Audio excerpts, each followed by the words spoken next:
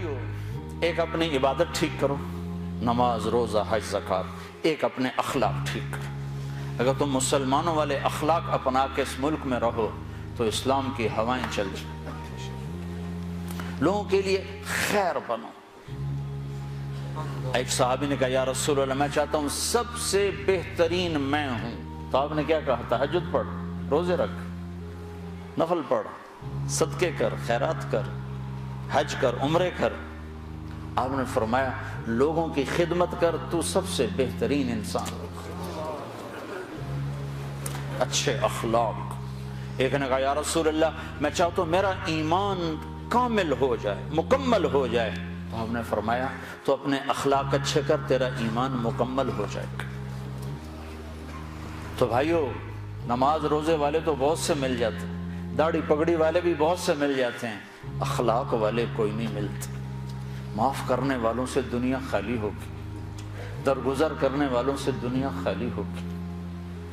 بیوی کو غصہ چڑھ جائے تو خامند پہ چڑھائی ہے، خامند کو غصہ چڑھ جائے تو بیوی پہ چڑھائی ہے، اولاد کو غصہ چڑھ جائے تو ماں باپ کی گستاخی ہے، ماں باپ کو غصہ چڑھ جائے تو اولاد کی ٹھکائی ہے، پٹائی ہے۔ یہ نہیں دیکھتے کہ یہ تربیت کا تقاضا ہے یا نہیں ہے۔ بھائی بھائی سے تمہارا کیا رونا رو۔ ہمارے سامنے ہمارے علاقے میں یہ دو بھائی دیواریں ساتھ ہیں، ایک مر گیا، دوسرے کا مجھے پتہ چلا اس کے جنازے میں نہیں جا رہا۔ میں نے اس کے بیٹے کو بلایا، میں نے کہا مرنے کے بعد تو سارے جھگڑے ختم ہو جاتے ہیں، چلے جاؤ۔ کہ نہیں جی ساڑی بنی نہیں ساری زندگی ہون کی بنا میں۔ اور میں نے کہا اب تو وہ ختم ہو گیا ہے، جن باتوں پر تم لڑتے تھے وہ باتیں ختم ہو گئیں، اپنی ماں کا دودھ ہی یاد کر لو۔ یقین میرا صرف پڑوسی تھا، میں نے اس کے پاؤں پکڑے، ہاتھ جوڑے، نہیں گیا جنازہ۔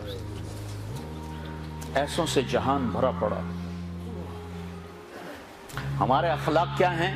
جو سلام کرے اسے سلام کرو، جو نہ کرے نہ کرو، یہ ہمارے اخلاق ہیں۔ جو مسکرائے اس کے سامنے مسکراؤ، جو آنکھیں دکھائے اس کو وٹا دکھاؤ، یہ ہمارے اخلاق ہیں۔ آپ نے ارشاد فرمایا ساری زندگی کے تہجد گزار اور سارے دن کے روزے دار سے آگے نکل جائے گا اچھے اخلاق والا۔ چونکہ یہ مارکیٹ میں سودا ہے نہیں۔ اور سارے اخلاق کا نچوڑ ایک چیز بتاتا ہوں، یہ زبان قابو میں رکھو، سارے اخلاق قابو میں آ جائیں گے۔ مظفر آباد کشمیر میں ہماری جماعت تھی تو وکلاء کا وفد آیا ملنے، میں نے آدھا پونا گھنٹہ بات کی تو پھر ایک وکیل صاحب کہنے لگے جی ایک نصیحت کر دیں، آپ کی بہت ساری نصیحتیں سنی ہیں، ایک نصیحت کر دیں۔ تو میں نے اب مجھے دیکھو، میں نے کہا یہ زبان قابو میں۔ کہا نا کوئی اور بتائیں، کوئی اور بتائیں، کوئی اور بتائیں۔ اگر آپ اپنی زبان پہ قابو پا لو، غصے کے وقت بھی، خوشی کے وقت بھی، اس میں سے تول لفظ نکالو تو آپ سے بڑا مقام والا کوئی نہیں ہوگا۔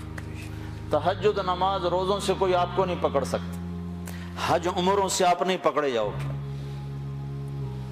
سعید انور اور محمد یوسف جب مسلمان ہوا تو یہ دونوں میرے پاس آئے تو کہنے لگے سارا زور لگ گیا کرکٹ پر، تو کوئی جنت کا شارٹ کٹ بتاؤ، زور ادھر لگ گیا۔